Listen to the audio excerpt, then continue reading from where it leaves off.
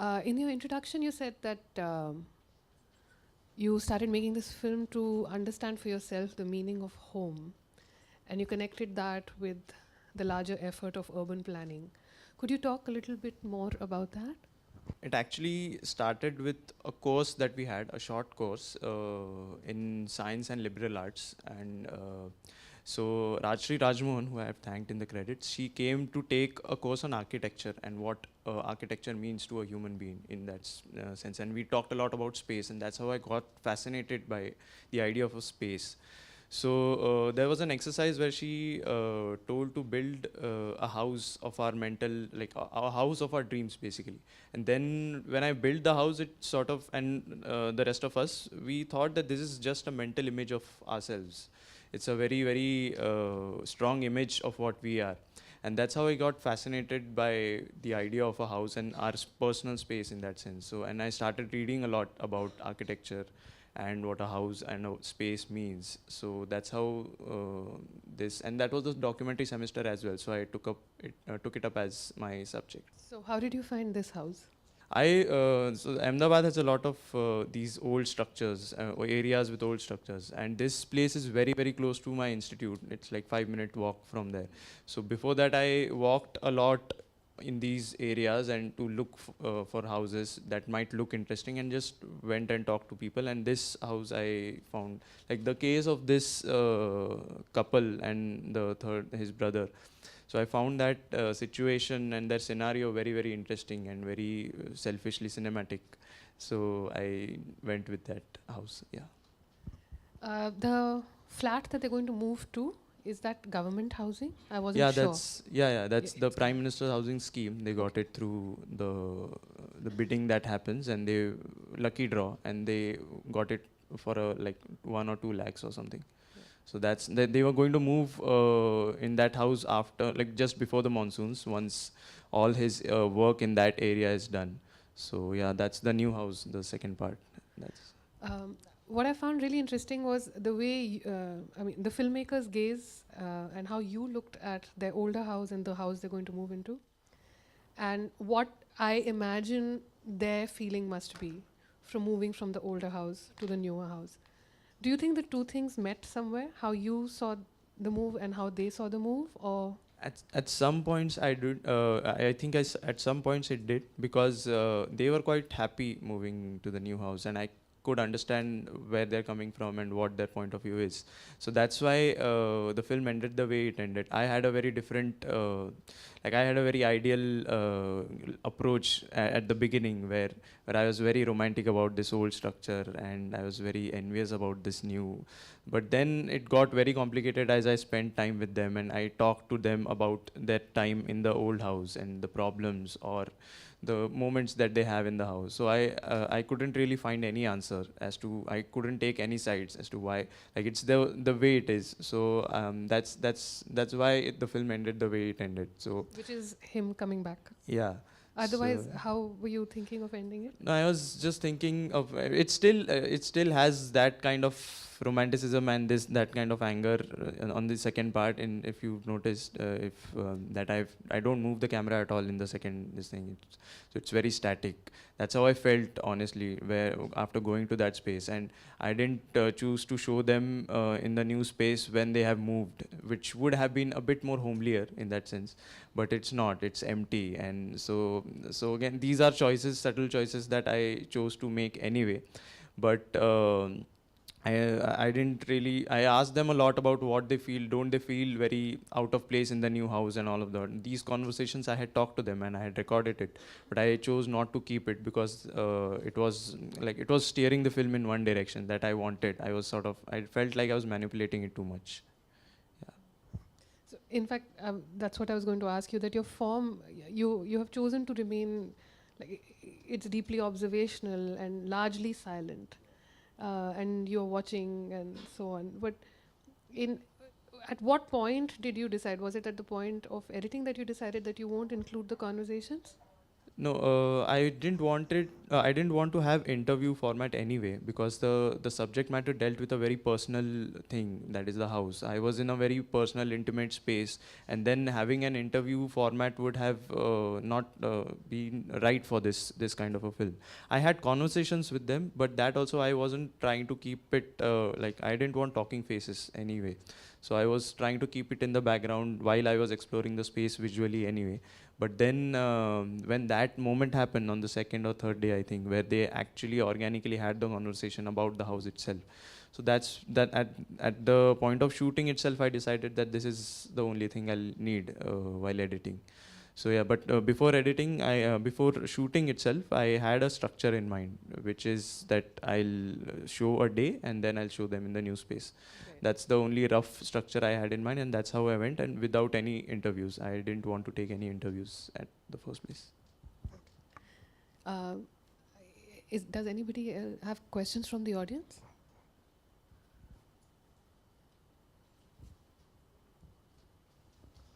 How did they react to constantly being observed? Like, how did you start off with that? Because that's the first thing which struck me when I, because they're always like, and you're opening their house to the world, right? Honestly, these are very high culture issues which I faced in my next film when I was shooting in Pune. So they were not very concerned, because we were just two people. I did the camera myself, except for one day where I had needed some help with another camera. But most of the days inside the house, I was there and my sound guy was there. And even we didn't converse at all. We were just there, and we just asked them that we are students and we'll just observe your space. We'll just be there. You carry on whatever you do. So I think it just took them about 2-3 hours to settle with that idea that we are around. And after that, we sort of became invisible to the space. Because it was a small space, so we didn't make any sounds. The camera was small, and everything, like, we didn't we didn't interfere at all. That's why I think, managed to get a lot of moments.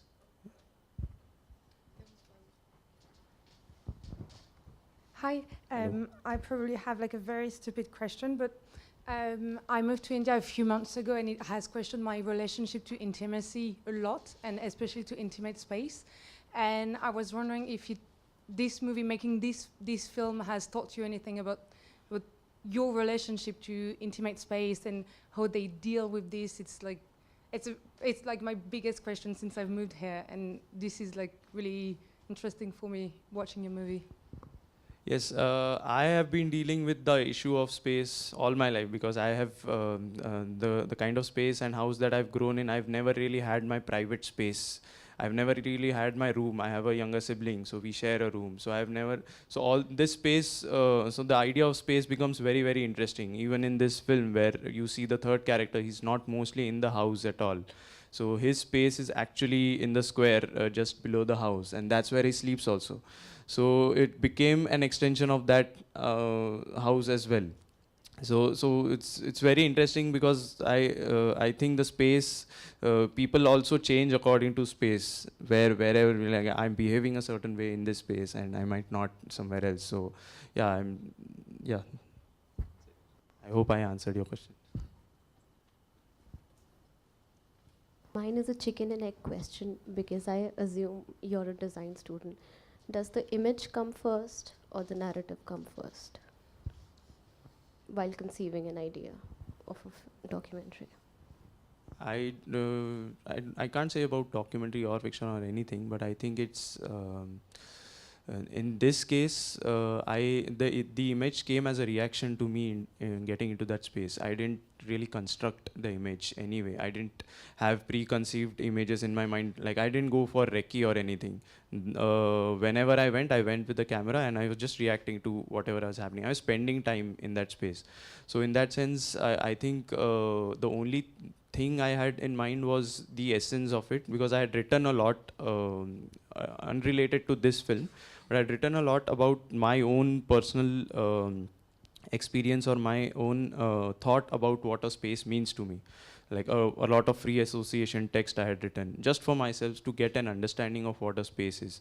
And probably that was in the back of the mind. So neither the narrative and definitely not the image was at the beginning. Maybe some kind of emotion, or yeah, whatever.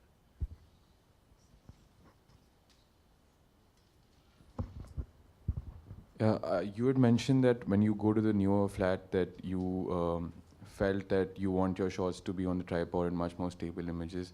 So I just want to know what informed your decision to not use the tripod in their house, and what sort of Two things actually. First, it felt practically it felt more easy because there were a lot of things happening around me in that space, like the moment with the cat or him coming around, or there are a lot of movements happening around in that space, and plus it was a small space, so I didn't want that headache to set it up. So it set up a camera in any sense. And the second, the more important reason behind it was that that gave that had the spirit of the space in it, because it was not the imperfection that I was looking to capture came with a handheld gaze in that sense. Because there are a lot of jerks, there are a lot of movements in my there is no, it's not very well technically well shot in that sense movement wise. So I wanted that imperfection in that space as well. So that it's a thing I had thought before starting to shoot. Yeah.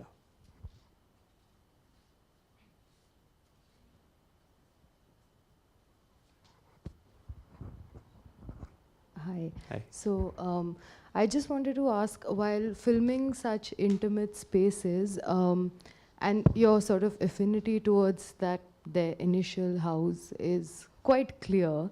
How do you toe the line between being demeaning or having sort of a message-oriented film when your gaze is sort of that observation? I don't know. It's kind of tricky. See, because it's a film, it is manipulative in that sense. And I told my point of view. I shouldn't have actually. But yeah, if you said, it's quite clear. So when you asked about demeaning, yes, I wanted them. I didn't see them. I didn't really. I got to know them, but I didn't want to explore their personal lives at all. And there were some moments where I just wanted to settle in the mundaneness of everyday activities, which could happen anywhere in any space, like eating and getting and washing and whatever. But where I didn't really go too much into their personal conversations, which obviously they had sometimes throughout the day. So that was my decision of that was my thought that should be my focus, where I don't demean them in any sense, and I respect the lives that they have led, or their history, or whatever. And again, in the second part of the question, I think it's difficult not to be manipulated. It's difficult not to have a point of view. It has if I have a point of view, I must be able to tell it through as organically as possible. So I try to do that, but if it doesn't come, I don't know. I think my favorite part of the film is when he goes to the flat and then he takes a nap. That moment really took me by surprise. And I think that even your comment on, like, I could see the struggle between like your attachment to his old house, but as a viewer, there are a lot of complex emotions. I mean, even though you respond to the homogeneity of this flat structure, you also see the relief. And then you also realize it's the first time you saw him sort of be still. Ever since the film started, when he woke up, he is constantly moving, like he's going up and down and so on and so forth. And it's finally that there was some stillness there. So just to sort of push a little more on that, like how do you see the movement of cities into, yes, a more homogeneous structure, but do you think it brings with it like something? It's a very gray area. I don't know. And this is a question I had while researching. I talked to a lot of architects in Ahmedabad as to this moral question, and he says that in what, like, he also told me, like, how do you take sides? You have to understand that they are not like, you have to understand the kind of economic background that they come from, and they are not the privileges that you have, they might not have. So it's very and the thing is, it's I don't know. It's the situation that we have come to right now. It's not really. You can't really blame any one person or a thing. So it's the way it is. That's where they find. If people find work in cities, they have to come and settle. Even I'm facing that problem. So it's really a difficult question to answer as to how I see, and if I do have a point of view, but it's all ideal and it's all good to talk about. But when you actually are in the situation, it's very, very difficult to actually take any side or have any point of view. I think what the film does is that it makes you think about how much of the spaces that we create are actually a reflection of ourselves. Yeah. You know. Yes. So There are different layers, as in like it's just like a view that you've put in from your end. From his end, or you've not shown any of it, whether it is emotional or it is aspiration or whatever, nothing at all. So what is initial for me now, the curiosity is the place which he is in currently, that the house is adjacent to it. They're also pretty, it's neatly done comparatively and they're stable. And this infrastructure wise also, this house doesn't have anything like, from water supply and whatever. So in that context, first of all, how did that house exist the way it is? Where, it has no relationship to where it belongs to. So Ahmedabad has have these areas called pods, and where there are different settlements. Where earlier they used to, these settlements were according to their profession. That there was a carpenter's this thing, or there was a trader's pod, and all these areas. So this is a Patel pod, which in Paldi Gaon, which is the area where this house is. So this is the last remaining of that colony. All the other old structures have been demolished and renovated and whatever, and they've new structures, cement, concrete structures have built there. And this is the only, because the owner is not staying in India, he stays somewhere outside, and all these are tenants, they are not owners. So so there, I think their rent is about 200 rupees per month. And this house has been that way, and they have been served notice twice or thrice, I think, by the government, to that it's a dangerous structure now for the vicinity, and it could be demolished, but there's a case going on or whatever. So it's the way it is. Plus, after the earthquake, the house was straight, but after the earthquake, it got tilted a bit. So that's how it has stayed. Yeah. Yes. And the funny part is that now the house that's besides it, it's very, very close to it. They have started complaining about a structure that's been standing there for 100 years, that this is a problem for us and you should take it out or whatever. So that's the case, and I think the case is still going on, and the house is the way it is. any last question?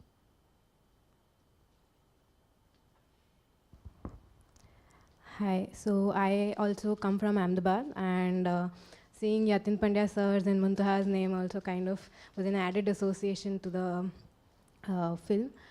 My question is, you have discovered how associations with space is more than just the physical space. So what kind of associations have you begun to recognize apart from in a, let's say, personal space like a house? Is that happening, or how do you in the process? It does keep happening every now and then. I get fascinated by one aspect of a house and I keep obsessing over it, and then I see it everywhere. For example, recently I've been very, very fascinated with the idea of doors and windows, and the kind of frame that a window gives, and the space that we observe through a window is a very limited space, and that's our relationship with the space outside, just through the window. It's a very interesting frame to have, because we are we are observing a space that is just outside our house, just through that one singular frame every day for years and years. Recently, I've also been looking at a lot of Iranian cinema where Abbas Kiarostami is using a lot of windows and doors in his films, and that's very that's beautiful in its imagery. So my relationship keeps sort of changing. I get fascinated by these very, very small details for a long time, and that's how I interact with my space as well. So I'm making changes in my house, I'm getting plants and decorating my window or whatever, and that's how, so it keeps changing, I guess, yeah. All right. Thank you so much, Shreyas. Thank you so much. Thank you for coming.